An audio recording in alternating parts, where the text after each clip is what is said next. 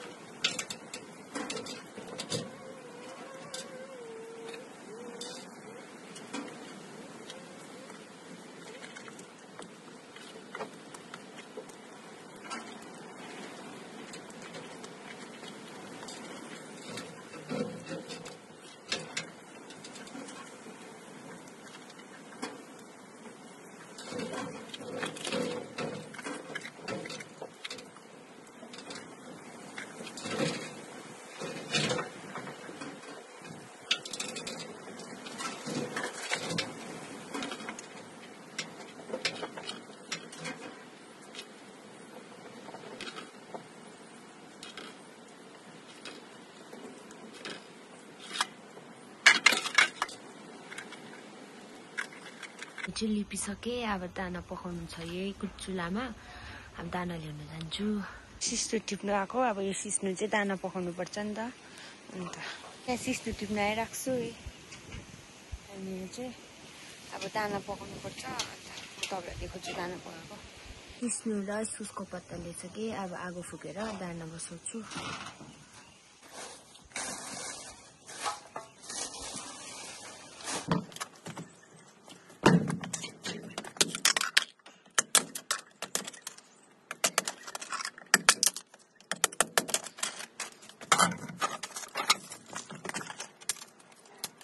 नलगाएको अब दाना पनि पाक्छ। चिया खाँदैछु, देख्न सक्नुहुन्छ। लुगा धुनुपर्छ। लुगा धोएर बेटुमा गाइज लुगा धुइसकेँ। म चाहिँ जाँदैछु दौरामा दौरा ल्याउनु। जस्तो बाटो जानुपर्छ देख्न सक्नुहुन्छ। दौरा तान्दैछु माथि पुर्याउनुको लागि। अब भारी हाल्नु पर्यो नि त। आइहाउ चाहिँ भारी बन्यो। अब म चाहिँ बोकेर जान्छु।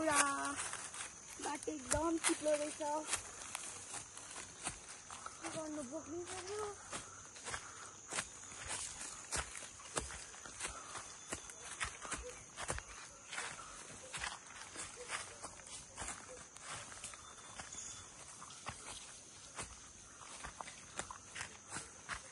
यस्तो छ हालत चाहिँ गाउँघरमा बसेपछि यस्तो गर्नुपर्छ।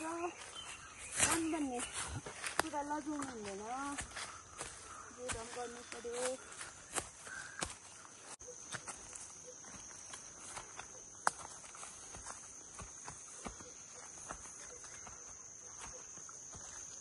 यस्तो हालत भयो। यस्तो हालत भयो। फुलमा पानी हाल्नु आँटेको अब।